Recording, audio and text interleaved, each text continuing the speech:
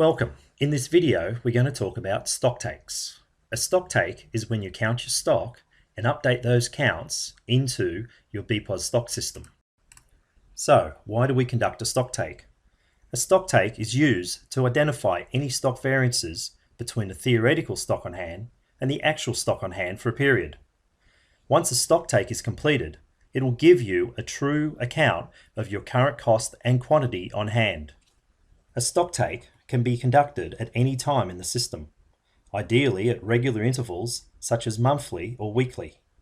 There is also a function to conduct partial stock takes, which enables you to count specific products in your system. This is useful when investigating problem products. Before you start your stock take, you must ensure all procedures that affect stock have been completed for the period. This includes stock receipts, transfers, and wastage. Also, all the sales must be received. This is only a concern for offline tills and remote sites. Once all this is completed, you are now ready to start your stock take and count your stock. Then you can check the counted stock and then apply the stock take. Once you start a stock take in BPOS, the system will work in a special mode. You can continue to do sales at the tills whilst you're counting your stock. The system will enable you to do sales reports of these sales that you do. However, any stock will not be deducted until after the stock take is fully finished. However, you must ensure that any products that are sold have already been counted. So you should organise your stock take to ensure that you count the stock that you're probably going to sell first. Additionally, whilst you're in a stock take, you can go back and process receipts and transfers that were supposed to be done prior to the starting of the stock take. The system will allow these to be processed and will be applied prior to the stock take. Okay, now let's go into back office and look at the stock take process. Okay, now we're in back office. Make sure you log in, and then we go to the stock control menu, and then we go to the stock take option. This is the main Stocktake module screen. You'll see firstly at the top there is an explanation detailing the steps involved in the stocktake and what you must do beforehand and during. It is advisable that you do read this. At the bottom of the screen, all the stores in your venue will be listed. Currently you'll see that all the stores have a status of not started. This is because I haven't started the stocktake yet in this venue. When I have started the stock take, the status will show which stores are in stock take, plus it will show me the status of each store, the number of products that have been entered, the cost X start, cost X end, the current difference and the current variance. We'll come back to this later when we've started the stock take. Down the bottom right hand corner you'll see that there is a button, Start Stock Take. At this point, this is what we wish to do. Firstly, the system will warn you if any of the tills in your venue do not have recent sales. As you see in this training database, I have many tills that do not have recent sales. In your database, if this comes up, you should investigate this warning. At this point, I'll simply say yes to proceed with my stock take. Okay, now we're at the point where we can decide which stores in my venue I wish to add to this stock take. You'll see that the default is every store is ticked, meaning that I'm going to do a stock take for the whole venue. This is the default and it's what is normally advisable to do. However, you can elect to only stock take some of the stores in your venue. Above this, you'll see there is a box called Stock Take Details. In this, I can type in a description of this stock take. It may be full stock take for end of month November or something similar. To the right, you'll see that it logs the operator that has started this stock take. Below this, it will log the date and time that the stock take is going to be started. To the left, I can select which shift the stock take variances will be added into. You'll notice in this example, the shift is showing the 18th of the 11th, 2011. However, the date time start is the 23rd. The system gives me the option to apply the stock take variances to a shift prior to the current day, but only if there are no sales or stock functions done in any of those prior shifts. If I pull down the shift box, you'll see that I have a selection of multiple shifts that I can select. This would be very useful if you elect to do your stocktake on the first of the month, but you wish to apply the variances for the stocktake to the previous month. In that case, you would select one of the shifts on the previous day. For this example, I'll elect to use the shift 4 from yesterday. The last option on this screen is partial stocktake. If you wish to perform a partial stocktake, you would turn this flag on. This means that you are only stocktaking a few specific products that you wish to check.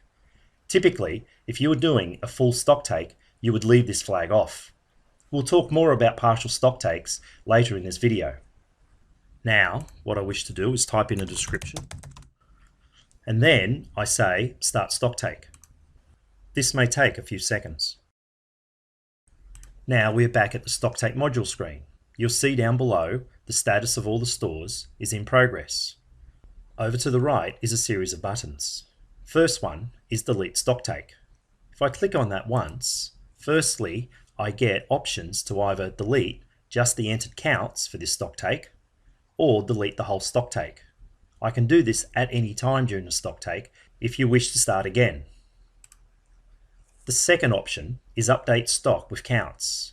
This is where we'll go into at the end after we have entered all the counts and we wish to apply the stocktake. The next two buttons refer to entering counts into the BPOS system. In fact, there are three choices you have when you're doing your counts. The first button here, Import Counts from PDE, refers to an older device that is not in use anymore. The second button is for entering counts manually into your back office. The third and most preferred option is using the Smart PDE device for scanning the products and entering the counts. This is covered in another video in this series, and I strongly recommend that you consider using a Smart PDE when you are doing your stocktakes. And if you are using the Smart PDE device for your stocktaking, you should continue to watch this video in full prior to watching the Smart PDE stocktake video. In this video, we'll be covering the manual entry of the counts. When doing manual counts, typically you would like to print out count sheets before you start. To do this, you would exit out of the stocktake screen and preferably go into Report Wizard. And in here, there are many stocktake reports already pre-configured for you. Firstly, this Report Wizard screen may vary on your system, but on the left, you'll typically find an option called Stocktake Reports. Within this, you'll see I have numerous stocktake reports that I can access. I have 4 options for my count sheets. For this example, I'll select Stock Count Sheets with quantity on hand. I get the usual prompts, and I'll select the first store that I wish the printout for. Once this comes up, now I can print this report by simply using the Print Report button. Then I can easily select the next store that I wish to get a printout for. I can continue doing this for each of the stores that I wish to get a stock count sheet for. We can now go off and, using the stock count sheets, count all the stock in your venue. Okay, we've now gone off and counted all our stock, and armed with our stock count sheets, we now go into back office and enter all these counts. So, looking at back office, we need once again to go into the stock control menu. Looking at the stock control menu, we'll see that the system is warning us that we're in stocktake. If I go into the stock control menu, you'll see that the stocktake menu option has now changed to say in stocktake. And in fact, if I try to do any other stock functions within this menu, like receiving purchase orders or doing transfers, the system will warn me that I'm in a stocktake, like so. Okay, let's go back into the stocktake and let's enter the counts that we've just counted.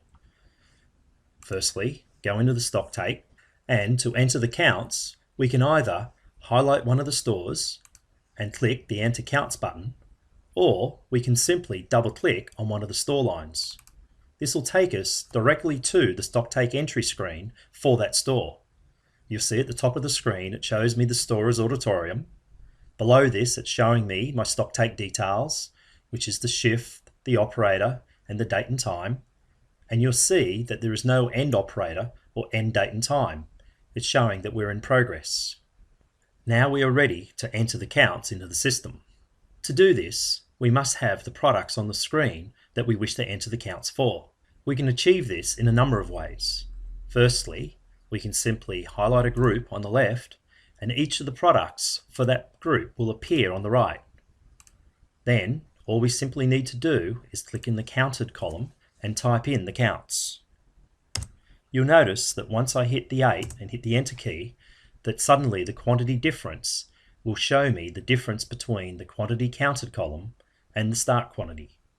I can then continue to enter in each of the counts in turn. Once I have finished the counts for this group, I would then go to the next group and enter all the counts in that group and continue on down the product list. Another way of achieving this would simply to be click on the hide list option. Once I do that, all the products in my venue will be listed in one long list. As you see on the left, that we have the parent name as the first column, and it is sorted by this column, making it much quicker to enter in your counts. When you have finished entering all the counts for this store, you would then select the next store for your counts. The system will then show you all the products in this store that need to be entered in. As you go through each of your stores, you would enter in all the counts for all the products. If you want to find any product that you haven't entered a count for, there is a flag up the top right hand corner called Unentered Counts Only. Once we turn this on, the system will only present you with the products that you haven't entered a count for. If you are doing a full stock take, when you apply the stock take, any product that hasn't got a quantity counted entered into the system will have a quantity counted assumed of 0. This is very pertinent when you're using a smart PDE device. Obviously, as you go around your venue and you're scanning each of the products, if the product isn't there to be scanned, the system will assume that the quantity on hand is 0. However, if you are doing a partial stock take, only the products with counts that have been entered will be affected. All other products that have not been counted will not be touched in that stock take. Okay, now we've entered all our counts into the system. I'll go back into the Stocktake screen, and we can see that each of the stores have had all the counts entered. Over to the right, we can see that there's a percentage variance column, and it is showing us various percentages in that column. These variances must now be looked at. There are many possible causes for variances in your Stocktake. These would include counts being incorrect. If this is found to be the case, you should go back and modify the counts for the Stocktake. Maybe purchases, transfers, or wastages were not entered into the system. They can be entered now prior to applying the Stocktake, and it will automatically modify the Stocktake variance accordingly. Other causes of variances for the Stocktake may include human error in ringing up transactions, or shrinkage or theft, or maybe inconsistencies in serving standards, meaning drinks being overpoured or underpoured.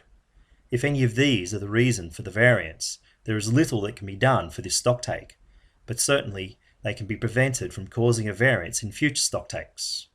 Lastly, product settings that are incorrect, being volume, case quantity, or size definitions, would cause variances in your Stocktake and should be identified and corrected to prevent future variances. To find and possibly correct variances in the system, we do it by going into the Enter Counts area again, either double click or highlight the store and click on the Enter Counts button as before. Once again, we go to the Hide list, which will show us all the counts and variances for this store. The quickest way now to find the variance is sort on the variance column. If I click on it twice, I'll get all the high variances at the top of the screen. Here I can see there are 4 products that all have a 30% variance. If I investigate the count and find that the count has been entered incorrectly, I can simply go to the count and then type in the correct count. You'll see now that the variance for that product has been adjusted to 0, and the overall variance for the store has gone down to 1.8%. You would repeat this for all the variances in the system. Once you have resolved all the variances that you can, you are now ready to apply the Stocktake. To do this, we would firstly exit out of the Stocktake entry, and we will go back into the Stocktake screen. In here, we can now use the button Update Stock with Counts. Once we click this, the system now allows us to apply the Stocktake. You can see down the left-hand side, we do have the choice of only applying the Stocktake to some of the stores. However, the default and the preferred method is to update all stores at the same time. Once I click on the Apply Stocktake button, it will now prompt me to continue, and now it is updating all the stock on hands and all the variances for all my stores. Now I have finished my Stocktake. And when I go back to the back office main screen, you'll see that the stock control menu is no longer in Stocktake. Now there is nothing else I need to do for this Stocktake. It is fully complete. However, you may wish to do a few stock reports.